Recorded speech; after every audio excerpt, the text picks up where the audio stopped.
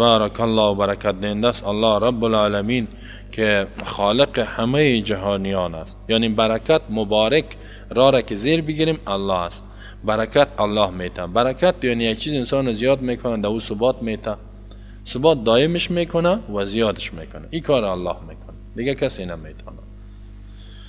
مبارک در صفت مخلوق میه، برکت انداخته شده در صفت عیسی علیه السلام، موسی علیه السلام، انبیاء علیه السلام مبارک آمده. مبارک الله است رب العالمین که خالق همه جهانیان است. خب این بود کمی تفصیل اینا در ارتباط ثم استوى علی العرش. مستوی شد الله، برابر شد به بالای عرش.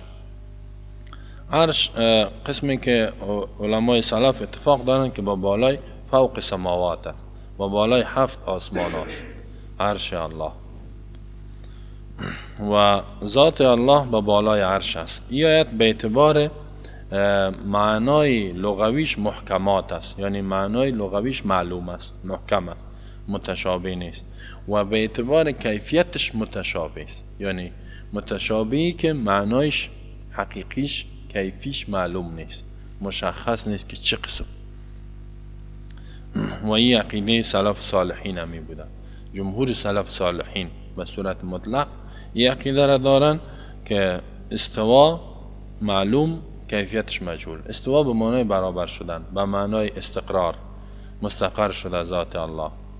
با بالای چی؟ با بالای عرش. عرش هم معلوم است که یک تخت بسیار کلان گفته میشه به حساب معنای لغوی، ولی کیفیت عرش الله را الله میفهم.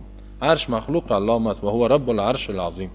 از این فهم سلف صالحین صحابه می بوده که صراحتا دلیل است که ذات الله با بالای عرش است. ذاتش اینا جهت برای الله پیدا میشه. بعضی ها میگه چطور میشه جهت؟ باشه جهتشون با الله به طرف بالاست. ما شما که دعا میکنیم عرش الله با بالای فوق 7 سماوات، 7 آسمان ها، و ذات الله با بالای عرش است. جنت و همه چیز دیگه زیر عرش الله، بعد از او الله هست. اگر ما بگویم عرش مکان هم است هیچ گپی نیست، اگر مکانیات بگویم، ولی الله با بالای عرش است، عرش مکان هم بگویم هیچ گپی نیست. اما بدون تشبیه، ما تشبیه نمیتیم چه قسم و کیفیتش هم نمیگیم، تمثیل هم نمیکنیم که بگویم مانند چه قسم. تعطیل از این صفت انکارش خطرناک است، کفر. النعیم ابن حماد استاد امام بخاری است، میگه کسی بگوید از یکی از صفات الله منکر شود کافر است. کسی بگوید ذات الله با بالای عرش نیست کافر میشه. اگر بگوید که من نمیفهم ذات الله با بالای عرش است که عرش بالاست یا پایین، بازم کافر میشه. میگه از ایمان بیرون است، ایمان نداره. خب ذات الله با بالای عرش است، کیف ما یلیق فی شأنی، چه قسمی که لایق سزاوار شأنش است. و یک از امام مالک یک کسی آمد سوال کرد، یک نفر. بازال یک کمی در این باره تفصیلی بیان میکنم که الله به ما شما ذره وقت بتم.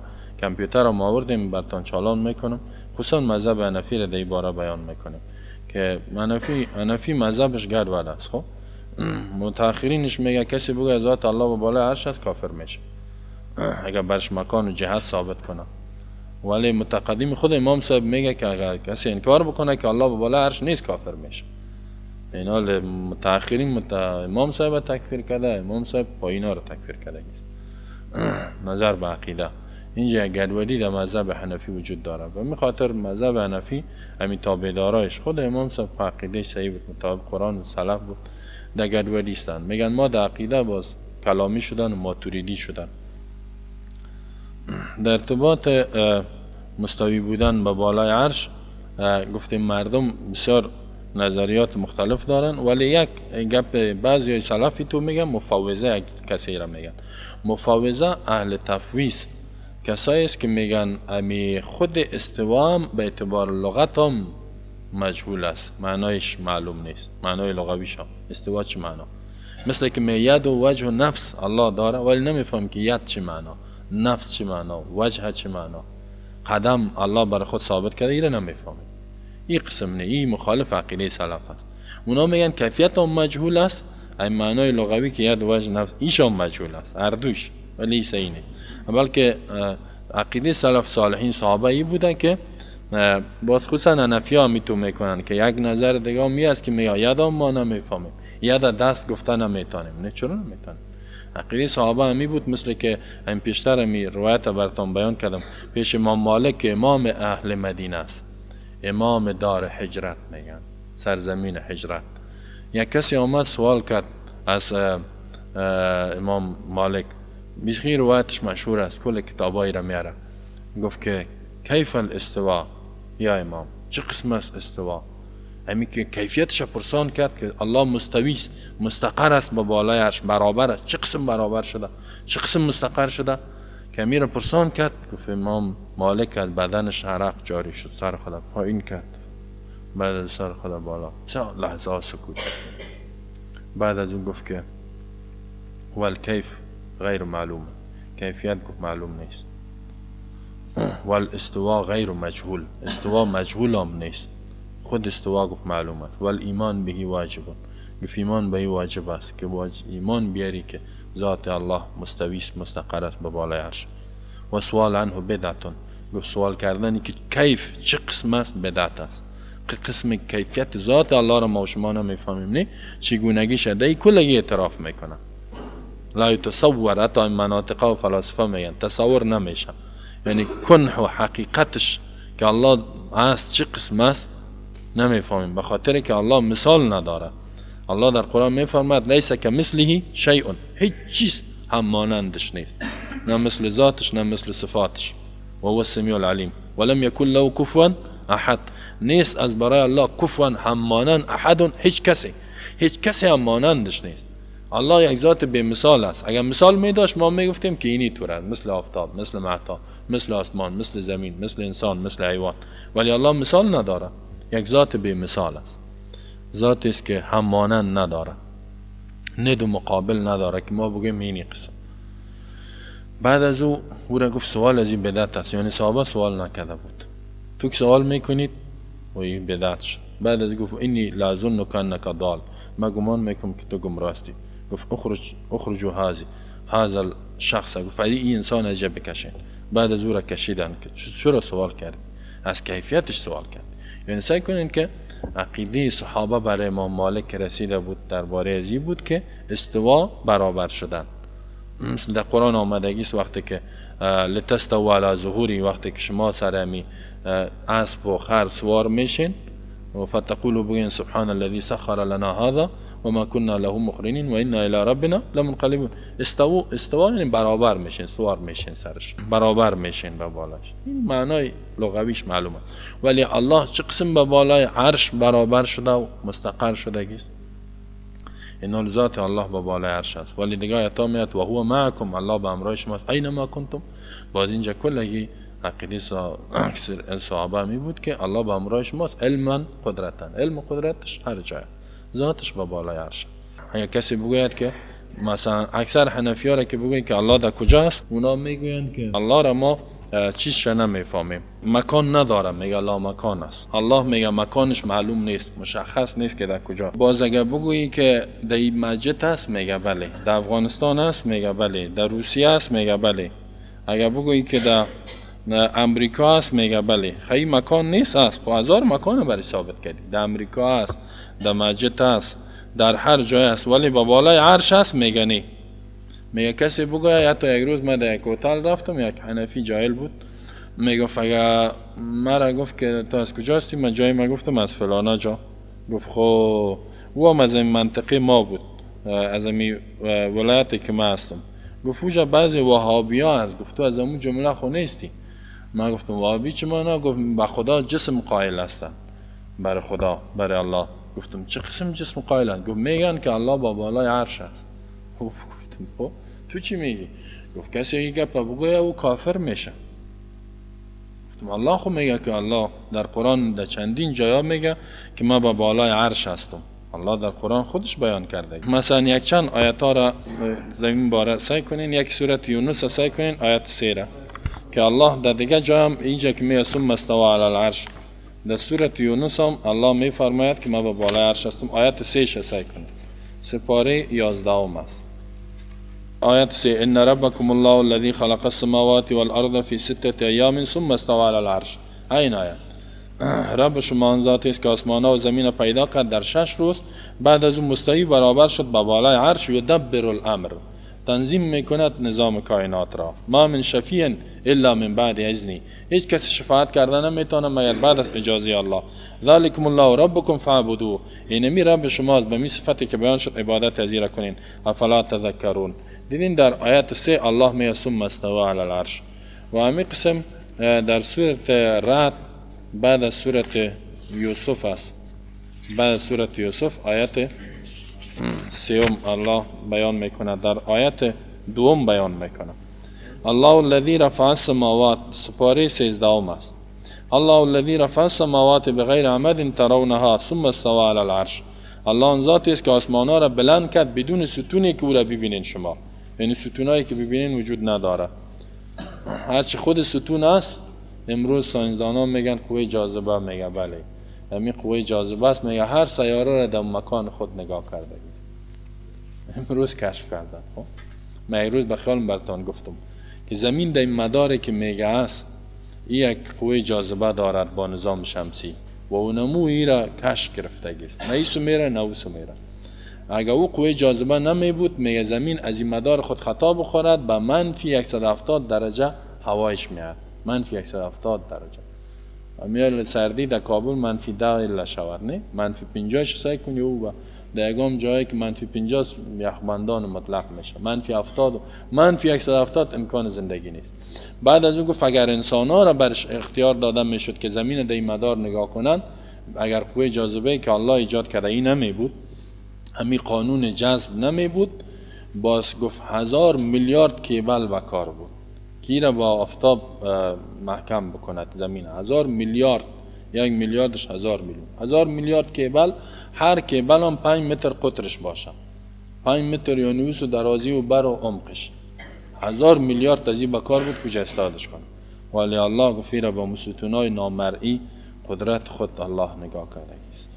قدرت الله را که شما امروز از نگاه ساینسدانا که بچه‌ش میبینن ببینید، عقل میگه الله 24 ساعت اطاعت الله را، بسیار قوی ذات، بسیار قدرت داره الله. بدون ستون ها الله میگه بلند کرده. خب سابق میگفتن در حالی که شما ستون ها را ستون هست نمیبینیم، اونم قوه جاذبه هاست. یعنی میال اینمی زمین هم قوه جاذبه شما را کش گرفته. اگه این نباشه ما شما دعوا میگردیم. خب هوا هر کدام ما ایسویسو میگردیم. ثم استوى على العرش، بعد از مستوی شد با بالای عرش. و سخر الشمس والقمر كل يجري لاجل مسمى، افتاب محتاب مقا یدبر الامر. در اینجا میگه کائنات تنظیمش الله میکنه. و می قسم در سوره طه که آیه سپاره 16 است، امیرام یک سعی کنین. خب من چند آیت براتون میگم. در آیت 5 سوره طه را سعی کنین. الله میفرماید در آیت 4 تنزیلا ممن خلق الارض و السماوات العلی، نزول قرآن از جانب ذاتی است که زمین پیدا کرده، آسمان‌های بلند پیدا کرده. الرحمن علی العرش استوى، رحمان ذات به بالای عرش مستوی شده، یعنی مستقر شده و برابر شده است. کیف ما یلیق فی شأنه له ما فی السماوات و ما فی الارض و ما بینهما ما تحت الثری. و همین قسم در سوره فرقان در دیگه جایا میاد، در 12 جا الله را ثابت کرده در قرآن که ما به بالای عرش هستم. الله میگه. خب در اینجا یک از نظر مذهب حنفی هم که ما ببینیم، اصل عقیده خود امام ابو حنیفه کتابش که فقه اکبر است، شرح فقه اکبر مولا علی قاری او را شرح کرده. فقه اکبر بعضیا نسبتش بر خود امام صاحب میکنه که یگانه کتابی است که از او باقی مانده. فقه اکبر یعنی عقیده، فقه اصغر بازی احکام فرعی را گفته میشه. در او امام ابو حنیفه رحمه الله میگوید که له ید و نفس و وجه، از برای الله ید است و می صفاتی که الله بر خود ثابت کرده، نفس است، وجه است، دیگه می قسم استوا به بالای عرش، اینمی صفات ها است. باز می فرماید که ولا نؤوله، میگه ما تعویلش نمی کنیم که ما یؤول اهل القدر والاعتزال، مثل که قدریه و معتزله تعویل میکنن، بلکه کیف ما یلیق فی شأنه، چه قسمی که لایق سزاوار ذات الله است که دست داره، چشم داره، نه و هو السمیع العلیم، گوش الله یعنی سمیع است، میشنوه، میبینه. همون قسمی که الله ثابت کرده ما برای از او ایمان داریم، از این انکار نمیکنیم. علم داره. خب باز میفرماید در شرح فقه اکبر میگوید من چند تا متنش در اینجا براتون میارم که وله ید و وجه و نفس کما ذکر الله تعالی فی القرآن. امام ابو حنیفه رحمه الله میگه که از برای الله دست است، وجه و روی است، نفس است. کما ذکر الله قسمی که الله را یاد کردگی است در قرآن. فهو صفات بلا کیف، صفاتی است کیفیتش ما معلوم نیست، کیفیتش نمیفهم چه قسم. ولا یقال، باز میگه که گفته نمیشه این ید و قدرتو، که یدش قدرتش باشه، این گفته نمیشه که دست الله را قدرت بگیم. تبارک الذی بیده الملک، الله ید ثابت. گفته نمیتونیم که ای به قدرتی، برکت دهنده ذاتی که به قدرتش پادشاهی است یا به نعمتش، این میگه گفته نمیشه.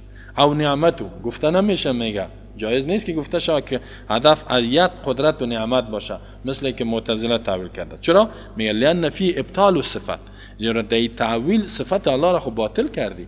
وقتی که ید به قدرت گفتی، خو الله در دیگه جای میگه که ان الله علی کل شیء قدیر، الله ما به هر چیز قدرت داره.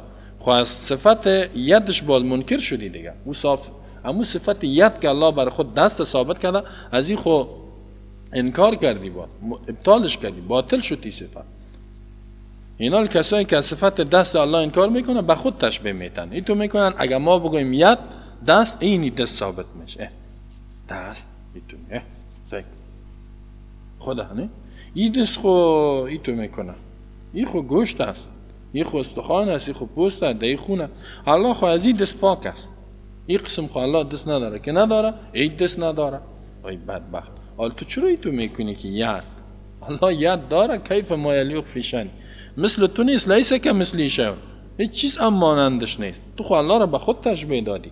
یگانه چیزی که سبب انکار از اینا از صفت الله ید شد، برای خود تشبیه دادن. به این آیت صحیح نفهمیدن یا ایمان ناوردن که لیس کمثله شیء، هیچ چیز هم مانندش نیست. بعضش میگه اگر ما بگویم الله میشنوه سمیع است، باز اینی گوش ثابت میشه. چرا این گوش ثابت شه؟ این خو گوش تو است.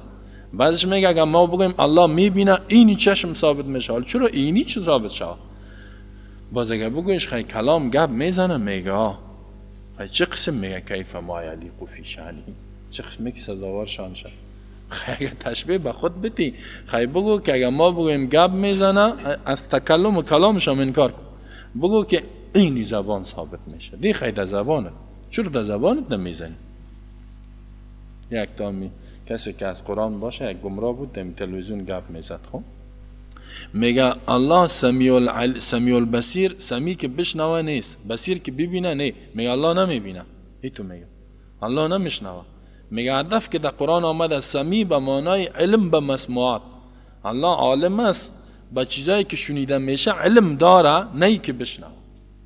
به چیزایی که دیده میشه میگه علیم بالمبصرات، علم به مبصرات. چیزایی که دیده میشه میگه علم داره، نه که ببینه.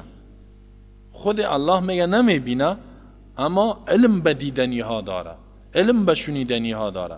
این بدبخت بیدین جاهل. و الله میگه و هو السمیع العلیم، الله سمیع است، علیم. علیم جدا صفت، سمیع جدا صفت است. دو صفتی که الله جدا بیان کرده. میشنوه و عالم است. و هو السمیع البصیر، میشنوه و میبینه. ان الله بما تعملون بصیر. آیات قرآن پره الله به او اعمالی که انجام میدین میبینه. کشتی نوح علیه السلام میگه تجری باعیننا، در زیر چشمان ما روان بود. و در ارتباط موسی علیه السلام میفرماید و القیت علیک محبتا منی ولتصنع علی عینی، من محبت در تو انداختم تا که تربیت تو در زیر چشم شود. ولتصنع علی عینی، عین الله بر خود چشم ثابت کرد. کیف ما یلیق فی، اما نگو که اینی چشم میزنیده. اگر ما الله را به خود تشبیه بدیم، خواست کل صفاتش باید انکار کنیم. ما عاجز هستیم.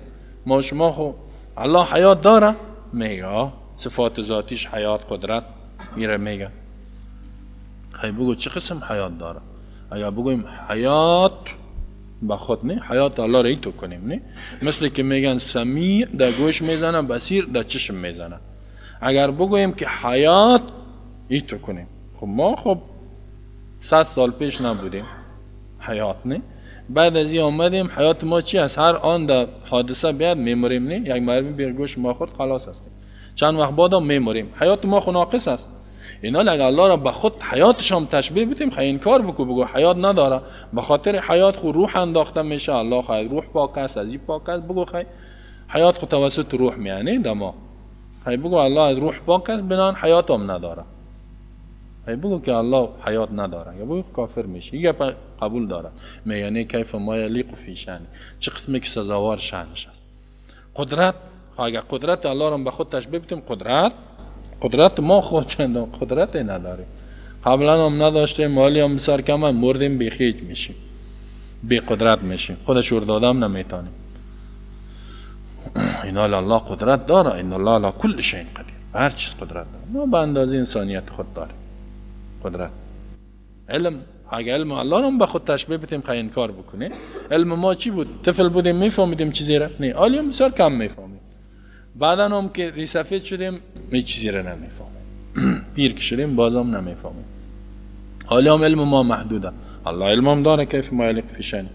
سنگ امام ابو حنیفه رحمه الله میگه لأن فی ابطال صفات، میگه اگر ما ید قدرت بگیریم دی صفات الله باطل میشه. و هو قول القدر والاعتزال، و ای قول معتزله و قدریه است. ولكن یده صفت بلا کیف، دست الله صفتش است بدون کیفیت. فقه اکبر در صفحه 6 و 7 دیگه پاره امام صاحب بیان کردگی است. فصل فی الصفات، یک فصل داره به نام صفات. و ولی در دیگه بسیار کتاب های حنفی و غیره نوشته کرده که ید هدف از ید قدرتش است. خب و حتی در خطبه های خدا میگن که تبارک الذی بیده، در اکثر جا ترجمه را گوش کنید. بید الملک ای به قدرتی، به قدرت الله پادشاهی است. میرم از ید انکار میکن، به نعمت الله پادشاهی است. و ایخو اینا لسای کنین که اینا از ید تعویل میکنن، در حالی که امام صاحب گفت که اگر تعویل که صفات الله باطل میشه. از یک طرف دیگه در کتاب عقاید آمده است و اذا لم یکن فی مکان لم یکن فی جهت لا علو ولا سفل ولا غیرهما. یک کتاب است. اکثر مذهب حنفی میگن که ما امی مذهبیاش میگن ما در عقیده ماتوریدی هستیم. ماتوریدیه ای را میگه که از صفات الله را تعویل میکنه، یعنی انکار است از صفات الله، منکر است.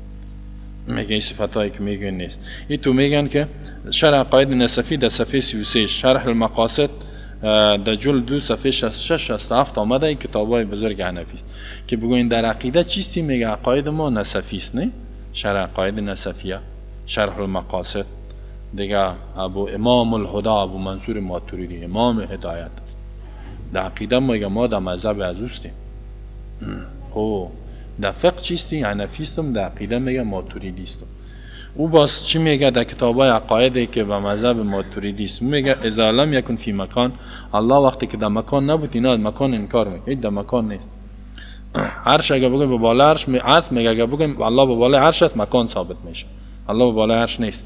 وقتی که در مکان نبود لم یکن فی جهت، در جهت هم نیست. یعنی جهت الله رو نمیفهم. میسونه سوسونه یای تو میگه لا علو ولا سفل، میگه نه در بالاست نه در پایین. در حالی که ثم استوى علی العرش در روجا علو ثابت میشه، عالیست، بالاست، با بالای عرش. و در سوره انعام ما شما خواندیم که در اونجا و هو القاهر فوق عبادی، الله بلند به بالای، قاهر است، غالب است به بالای بندای خود، فوق است به بالای بندای خود. بازی میگه که وقتی که در مکان نبود در جهت هم نیست، ولا علو ولا سفل ولا غیرم، نه در پایین نه در بالا نه در راست نه در چپ، در جهت نیست. ایران میمانی که در کجا باشه، کدام طرف. خیما که اگه بگو ای تو میکنیم یا الله، ای چی تو میشه؟ همین در فطرت هر انسان است که مصیبت به ما رسید یا الله نمیگه. و زلزله که شده بود ما هم تصویرها رو سعی کردم کلگی هندو مسلمان کافر همه بالا رو سیل داشتن.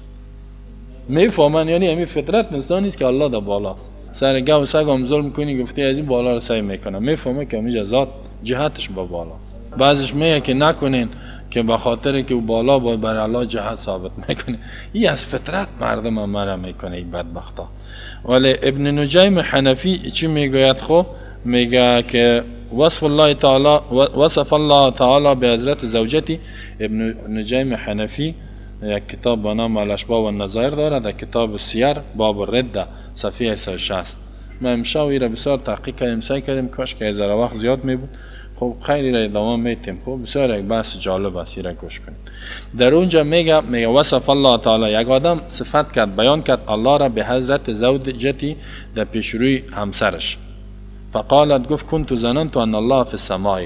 میگه ما اگر امی شوهر به خانم خود بگه ما گمان میکنم یا یقین میکنم که ان الله، بدون شک الله فی السماء در آسمان است، کفرت کافر میشه. اگر کسی بگه که الله در آسمان است کافر میشه، در حالی که در تبارک الذی میاد امنتم من فی السماء ان یخسف بكم الارض فاذا هی تمور.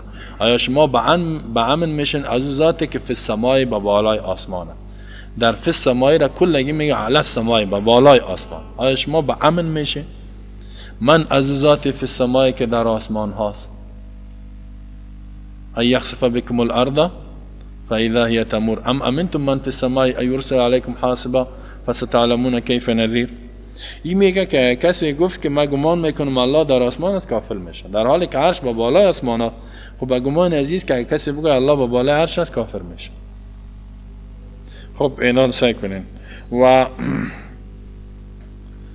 باز شیخ الحدیث محمد ادریس کاندیلوی حنفی میگوید که الله در هر جای است. خب یک کتاب نوشته کرده است و به زبان پشتو ترجمه شده. در صفحه 46 میگوید که حقا هر زایده الله میگه در هر جای. خب با بالای عرش است؟ نه، به اینجا است. هر جای است، هر جای میگه است، بالای عرش نیست. خب اینا رو سعی کنین. در خلاصه الفتاوا که یکی فتوای بزرگ مذهب حنفی است، چی میگه؟ ولو قال، اگر بگوید یک نفر خدای در هر مکان است فهذا خطا. خلاصه الفتاوای حنفی. محمد ادریس کاندیلوی گفت که الله در هر جای است. ابن نجیم حنفی در اشباح و نظایر میگه که این بسیار عالم کلان است و می حنفی ها خوبی را میشناسن. شما خب مذهب حنفی را نخواندین و نمیشناسید. او گفت که اگر کسی بگه که الله در آسمان است کافر میشه. نه، این فتوایشه. اینا خلاصه فتوا چی میگه؟ اگر کسی بگه خدا در هر مکان است فهذا خطا، این خطاست، این خطا کرده. سعی کنین. باز در خلاصه الفتاوا در جلد 4 صفحه 384 کتاب الفاظ الکفر از جنس ثانی فی ما یقال فی الله، جنس دومی است در آنچه که گفته شود درباره الله تعالی. کسی بگه در هر جا، این خطا کرده است. در عالمگیری یک فتاوایی که میگه عالمگیر در کل دنیای فتوا باید باشه. در دوران اورنگزیب این فتوا، امی فتاوای عالمگیری جور شد. بعد از او گفت که کلگی حنفی مکلف است که به این فتوا بده و عقیدش مطابق فتاوا باشه. این چی میگه؟ و یکفر باثبات المکان لله تعالی و یکفر، کافر کرده میشود کسی که برای الله مکان ثابت کنه. خب اینا لگه کسی بگه به بالای عرش است، میگه عرش خو مکان است، کافر شد. این تو فتوا داده. فلو قال از خدا هیچ مکان خالی نیست، یکفر. اگر کسی بگوید که الله هیچ مکانی نیست مگر الله در اوجه، دیوم کافر میشه. خب اگر کسی مکان ثابت کنه به الله هم کافر میشه. اگر بگوید هر جای است هم کافر میشه. بعد میگه ولو قال الله تعالی فی السماء، اگر بگوید که الله تعالی در آسمان است، فان قصد حکایت ما جاء فی ظاهر الاخبار، اگر هدفش این باشد که قصد بکنه از این گپ خود در نیت خود حکایت کنه از آنچه که در ظاهر اخبار آمده، یعنی در قرآن حدیث آمده، لا یکفر، کافر نمیشه. اگر حکایت کنه بگویه که الله میگه نه ثم استوى علی العرش، الله به بالای عرش، اگر تو بگویه نمیشه. و این اراد المکان کفر، اگر اراده مکان کرد کافر شد. بعد میگه و ان لم تکن له نیت کفر عند الاکثر، اگر که این نیت نداشته باشه به نزد اکثر کافر میشه. یعنی این میگه که اگر بگویه که الله در آسمان است دیگه نیت هم نداشته باشه، اکثریت میگه کافر میشه. و هو الاصح و علی الفتوا، و به بالای از این فتوا است. باز میگه و یکفر بقول الله تعالی جلس للانصاف، به این قولم کافر میشه که بگه الله نشستگی بر انصاف یا استاد شده بر انصاف. بر انصاف الله استاد شد یا نشست، میگه کافر میشه. و به وصف الله تعالی بالفوق او بالتحت، خوبی رسای کنه. میگه کسی الله را توصیف کنه با فوق که با بالاست، در حالی که الله میگه و هو القاهر فوق عبادی، با بالای بندای خود. کسی بگه که الله در فوق ما، بالای ماست، او بالتحت یا در پایین است، کافر میشه. در این صورت یا بگه در بالاست کافر میشه، یا بگه در پایین است کافر میشه. خیلی چی بگویم؟ بس خودش ورنتی میگه گم نزن. فتاوای علمگیری کتاب سیر باب 9 احکام مرتدین جلد 2 صفحه 259. این از جلد صفحه شما گفتیم یکم تا که مراجعه میکنه برده اونجا. و در بحر رائق، بحر رائق بسیار کتاب معتمد حنفی است. کتاب سیر احکام مرتدین، احکام مرتد ایراوردگی است، جلد 5 صفحه 220. که کسی بگوید الله بالا و پایین است کافر است. و مجمع الانهر ایم کتاب معتبر مذهب حنفی است، باب المرتد جلد 4 صفحه 401 موجود است. میگم اینا سعی کنین که ای خو یا گفتن چقدر فتوای کفر دادن، اگر بگوی به بالا هرچ هست، اگر بگوی بالا کافر میشه. ولی سعی کنین که در تفسیر مظهری ثناءالله پانیپتی که گپ میزنه و ای بسیار یک تفسیر است، خود این صوفی پیرو خانواده پیر رو میگه پاس اکثر هم حنفی های صوفی و پیر و مرید همین که تفسیر میخوان، تفسیر مظهری میگه دیگه تفسیر ها میگه به درد نمیگه. خب این قبول داره چیزی که دایی هستی خب میگه بسیار این بالا برازی الهام میگه میشد از بالا گپا برش میامد. این تفسیر از بالا تفسیر کرد. تفسیر مظهری ثناءالله قاضی ثناءالله پانیپتی میگن و ایره ما در اینجا کمش جمع شده، یک عالم الله اجر بده این چیزها رو جمع کردگیست، یک عالم میره به ما داد دوستای ما همین چیزها رو ما گرفتم باز، ولی ما همه کردم که خود جمع کردم، ما گفتم نه که غلط دروغ نکرده باشم، ما هر جای مرجع کتابا رو که گفته بود رجوع کردم کلش سعی کردم که میگه پا است، دیدم که میگه پا بوده. یکم دفعه شما یک گپ کسی اولا میته دروغ میگه، برین سعی کنین که این واقعیت داره نداره، از کم خود گپ زده.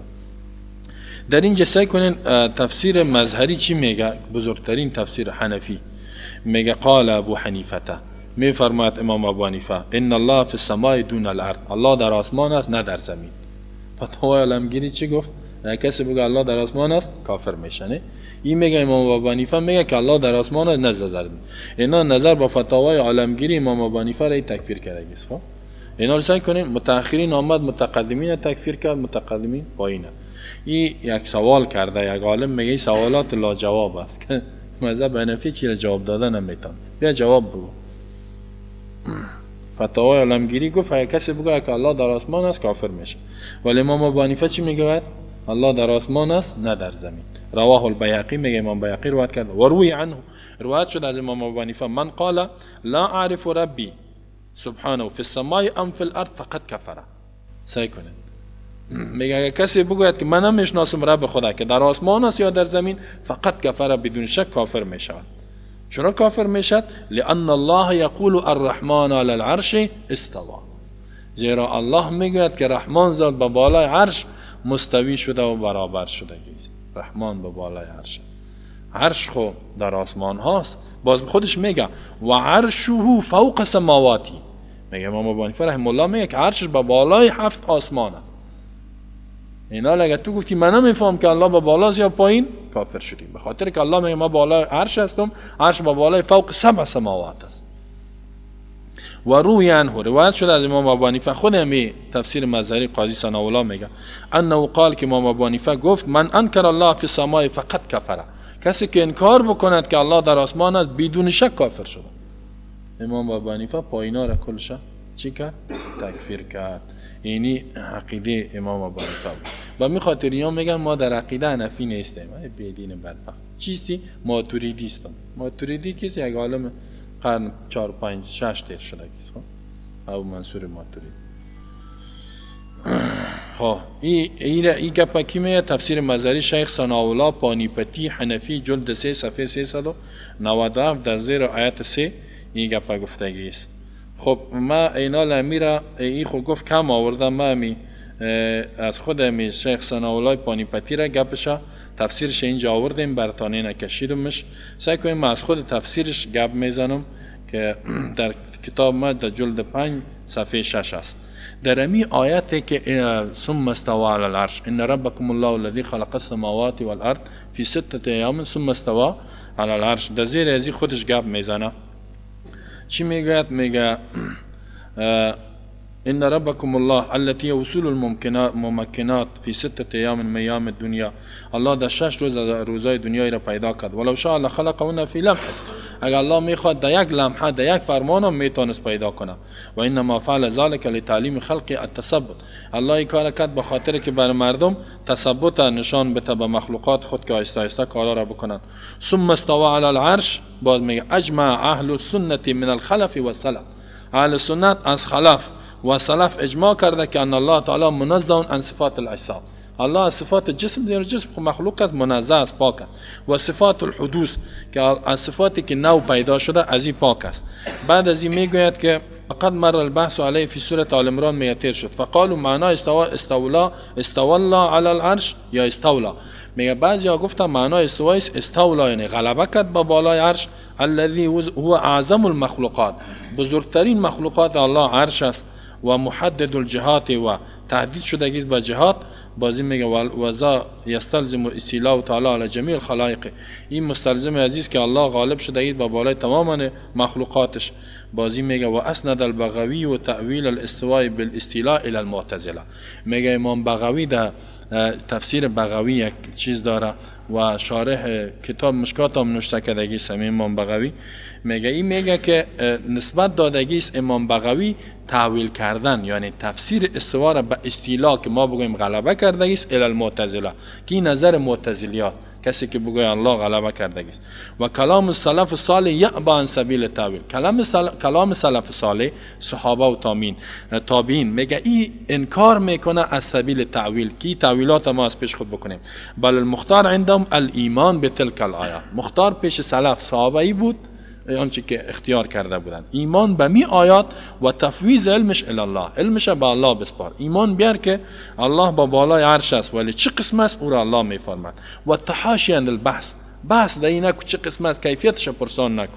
بعد از اون میگه قال محمد ابن حسن شاید شیبانی باشه اتفق الفقهاء كل من المشرق الى المغرب. فقها کلش اتفاق کرده از مشرق تا مغرب علی الایمان بالقرآن که ایمان به قرآن بیار چیزی که در قرآن است. و الاحادیث التي جاءت بها ثقات عن رسول الله. احادیثی که ثقات یعنی محدثینی که ثقه است از رسول الله روایت کرده به ایمان بیاریم.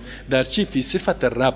در هر صفتی که در ارتباط رب و خالق آمده با این باید ما ایمان بیاریم. من غیر تفسیر ولا وصف ولا شبهه.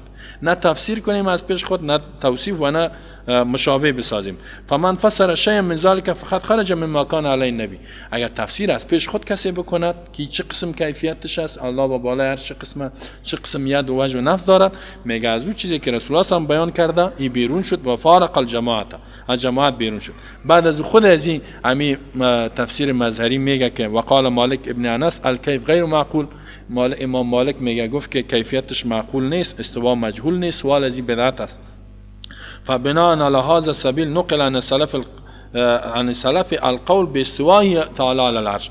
بنا به میگه سلف صحابه نقل شده که سخن گفته شود به مستوی بودنش به بالای عرش که الله به بالای عرش برابر شده.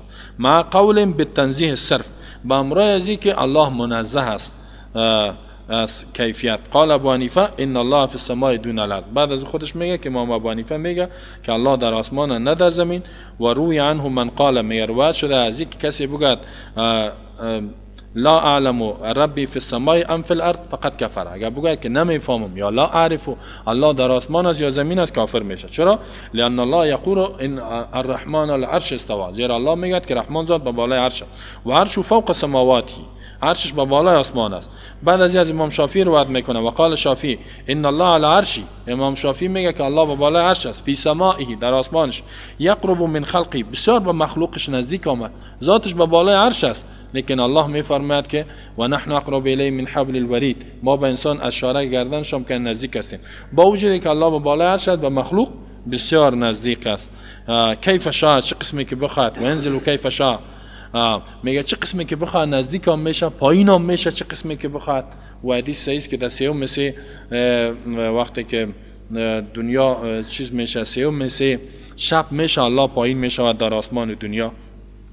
بعد از اون میفرماید و مثل ذلك قال احمد، مثل این خانه امام احمد ابن حنبل امام المحدثین امام اهل سنت میگوید. و قال اسحاق ابن راهویه، اسحاق ابن راهویه جمله علمای سلف و صحابه بسیار عقیده محکم داشت از قرنهای امو دوم است. این میگه که انه اجمع اهل العلم، اهل علم یعنی صحابه و تابعین کلش اجماع کرده انه فوق العرش استوا، ذات الله با بالای عرش، یعنی فوق با بالای عرش است، استوا برابر شده و یعلم کل شیء، هر چیز الله میفهمد. بعد از اون میگه و هو قول المزنی، این قول مزنی از امام، یکی از امامای مذهب شافعی است. و الذهبی، امام ذهبی که از جمله محدثین جرح و تعدیل است، این سخن از او عقیده است. و البخاری، و این قول امام بخاری است که در کتاب مسلمانا صحیح ترین کتابه. بعد از اون میگه و قول ابو داود است، امام ابو داود از جمله سنن که سنن ابو داود. و ترمذی، و این نظر عقیده امام ترمذی است. ابن ماجه، ابن ابی شیبه، ابن ماجه میگه که از کتابای کتب سته است. ابن ابی شیبه و ابو یعلا، یا از جمله محدثین از کتاب در حدیث. بیهقی بسیار کتابای حدیث داره و غیرهم من ائمه الحدیث، تماما امامای حدیث امی عقیده دارند. و قال می فرماید ابو زرعه رازی ما ینبع عن اجماع اهل سنت علی ذلك، میگه اجماع اهل سنت بین میاد.